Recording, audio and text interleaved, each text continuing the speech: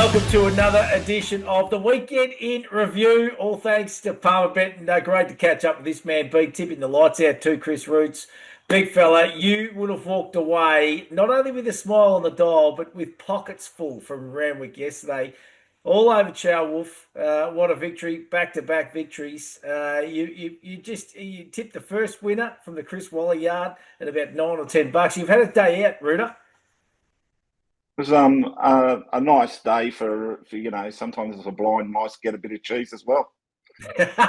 Hey, listen, let's talk all things Everest. The crowd, and you were there, you soaked up the atmosphere. The crowd looked sensational. It was a sellout. You could not get any more people in. It just looked enormous. And can I just say off the top, there's always a lot of talk about New South Wales, Victoria. I think it's great. Caulfield Cup was huge. They had a massive crowd. They were sold out. Everest was sold out. Let's just embrace it and just enjoy it. Two great states that love horse racing, selling out and getting people to the races. It's great, isn't it?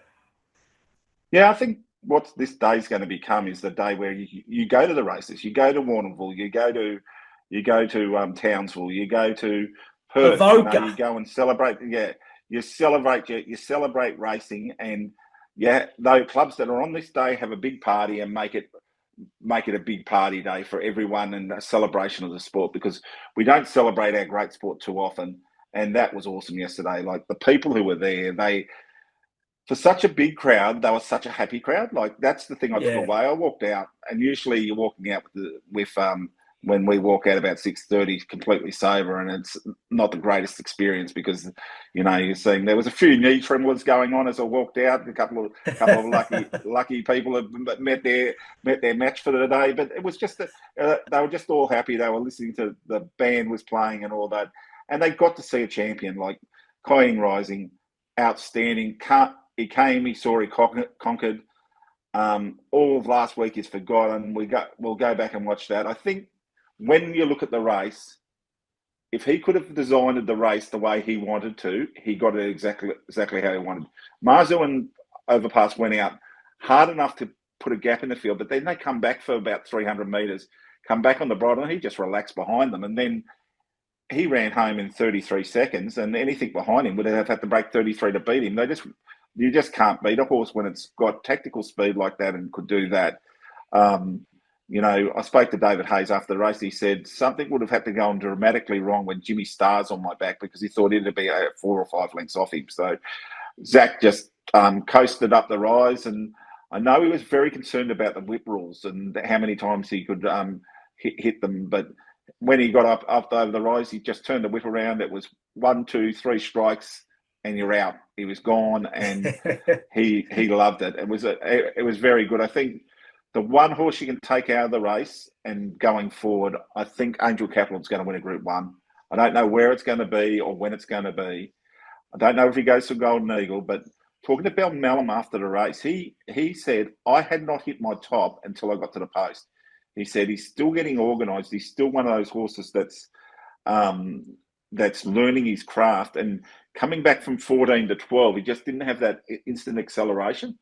So I think he's a very good horse, and come next year, he might be one of the major challenges to Ka Ying Rising, who's coming back. And I just think he's got all the attributes of being a superstar colt. And I know Yulong will want to get that Group 1 so they can stand him. He's a lovely looking beast, and going forward, I think he's a play in the All Stakes. I think that feels to me like the right race for him, rather than the Golden Eagle. I think Chris has got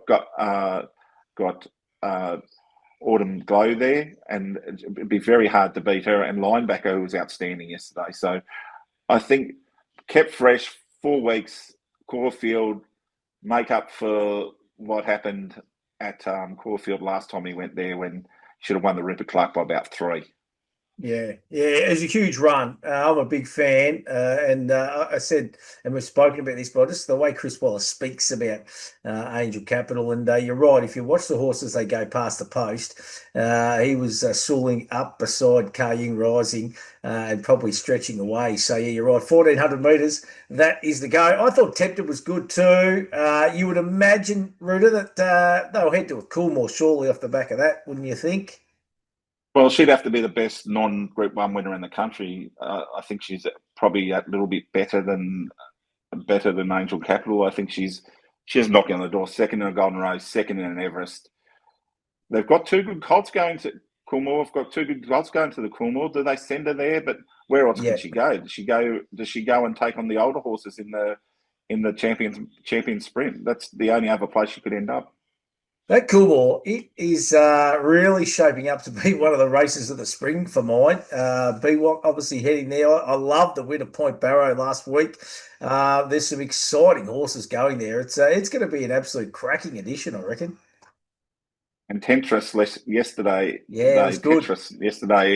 like I know Raging Force probably doesn't quite get 1,200 metres, but it put a gap in the rest of them and looked home, and it just exploded late. And really think it's going to be a good straight horse. Like I know first up it might just been a little bit soft. It's going to be a very interesting edition of that race. Hey, listen, King Charles III Stakes, Chow Wolf, you have been on this horse, this preparation, and nice price at 10 or 11 bucks. It was magnificent. Joe Price, Chad Schofield, great story. Mr. Brightside, gallant and brave again. I want to get your thoughts, obviously, on the win-up, but I also want to get your thoughts on Fangirl. Where's she at? Pride of Jenny as well, and where you think they might head to next as well, Ruta. Well, I think Fangirl and Pride of Jenny probably look like they're going to an Empire Rose. And if you look at the market, they're very well found in that market. It's an interesting market, the Empire Rose, because there isn't one that really stands out. Like you look at the market, it's Treasure at the moment 460. This is at Palmer Beckett, of course.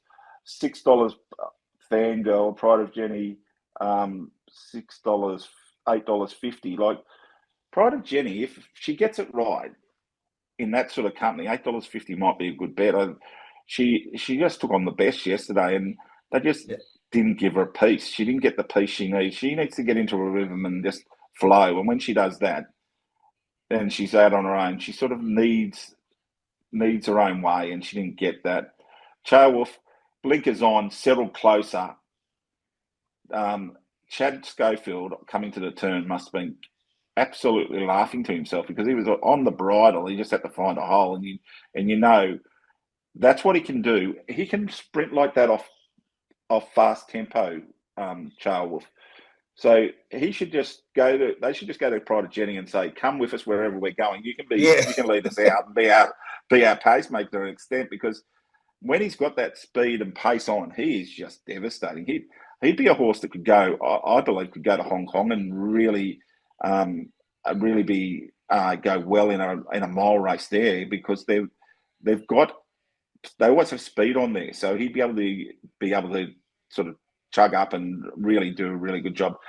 I think being one dimensional like that can be a bit hard, but the other thing was the blinkers.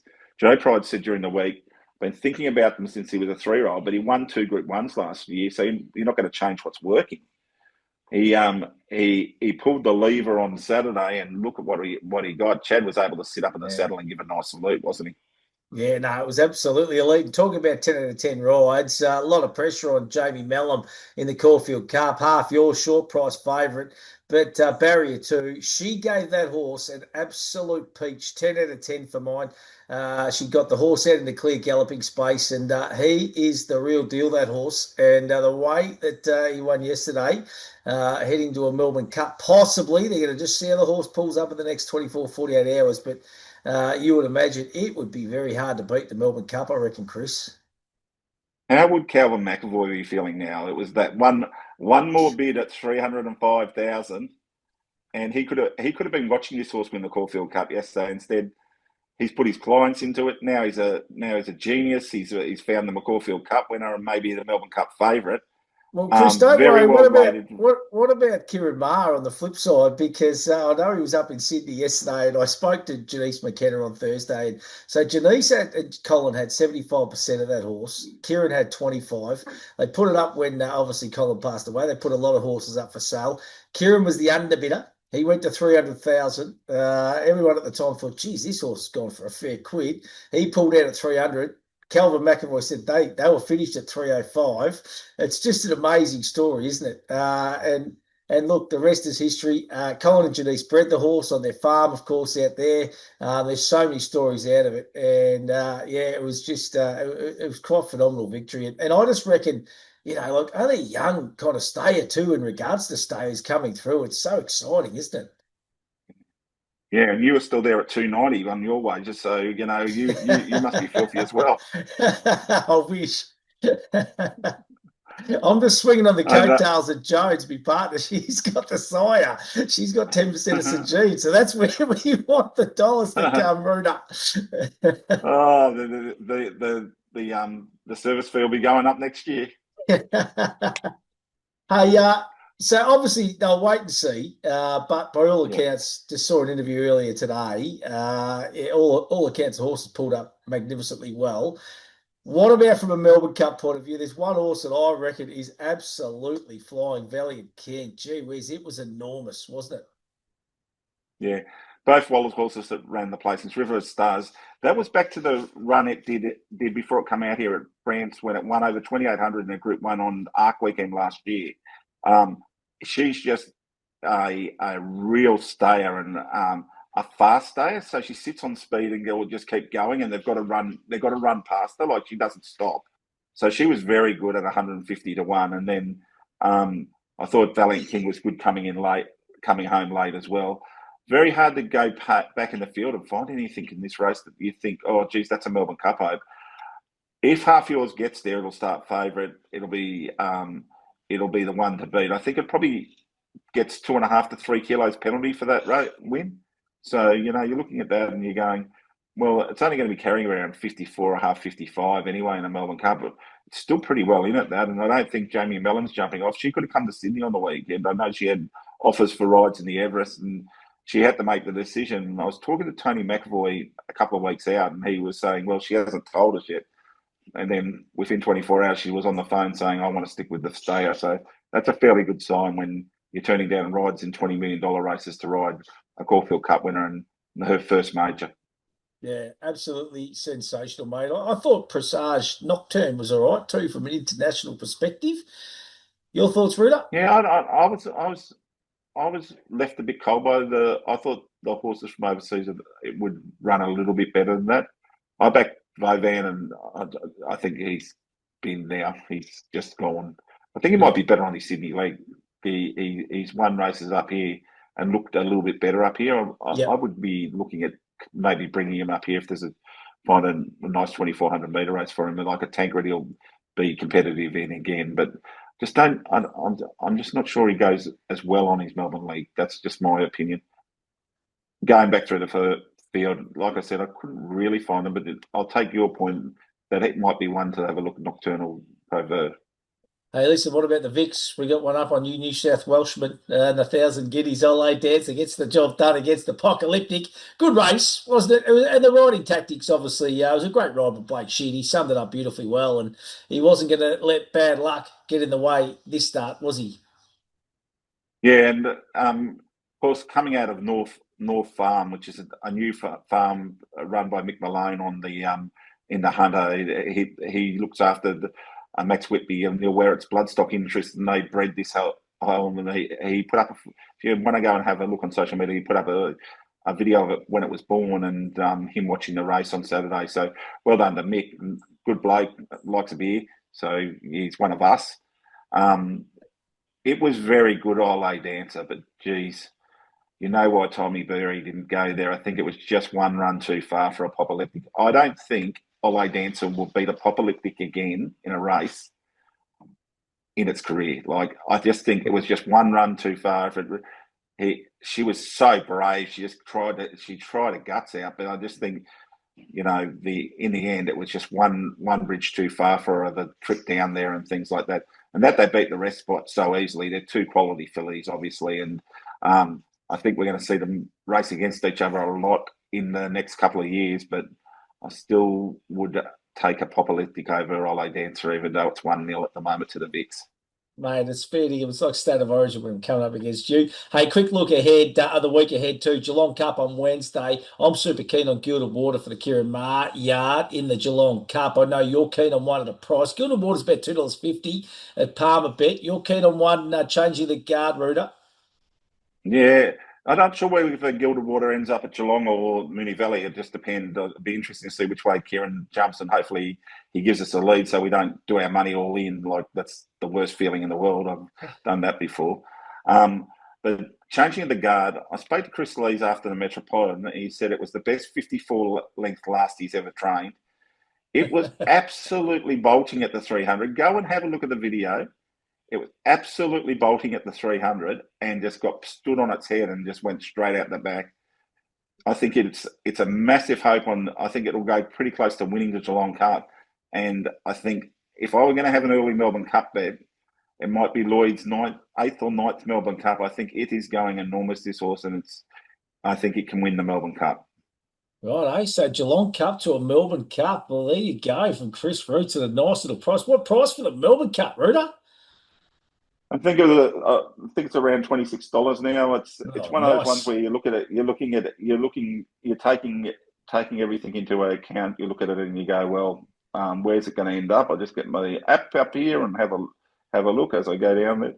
$34 at Palmerbet. Oh, sure, nice, mate. But I'm sure they bet you each way as well. So no, I think it's in the Melbourne Cup already. It's around 26 on the order of entry. So just got to get through this run, top it off, get the Flemington, get the job done, and everyone can be happy that Lloyd's won another Melbourne Cup. Well, I'll tell you what, if it wins the Geelong Cup, you would imagine its price will half. So you're probably you're going to take that $34 while you can. Sir Delius, you've been on the phone all day today trying to find out what the go is. Will this horse pop back up and head back up to Sydney, Rooter? What's the talk? What's the word? So they've got to get a vet check done on it, and they've got to get a veterinary clearance done. And at the moment, it's got an embargo on it, which I've been told by Sydney stewards that will apply to it when it comes back up here. So they'll honour whatever Racing Victoria's put on it. So it's going to be an interesting one. It takes a lot out of the Cox Plate. This Cox Plate would have had an Everest-like build-up. Honestly, could you imagine the last Cox Plate at the Valley? Gay Waterhouse has never won one. She would have been a one-person promotion team for this race. Like, Chris Waller could have sat back and just done his usual and said, "Oh, Vita's going good," and James McDonald's will ride it. Just come out and won by 7 last year. It can do it again.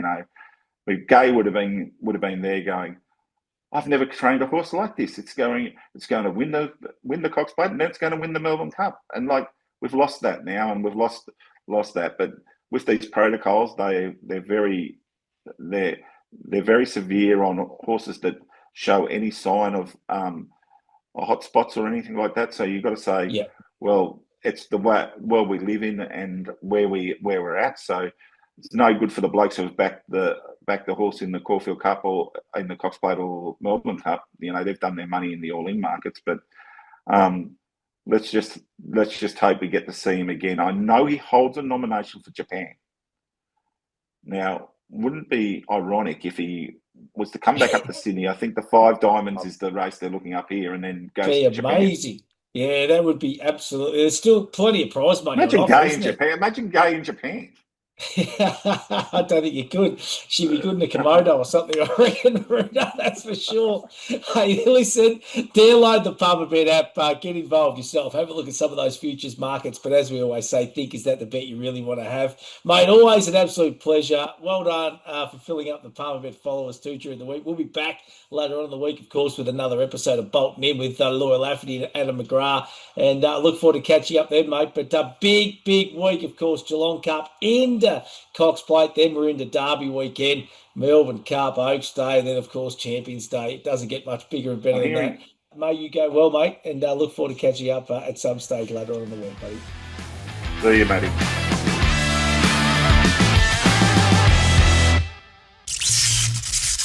Imagine what you could be buying instead. For free and confidential support, call the number on the screen or visit the website.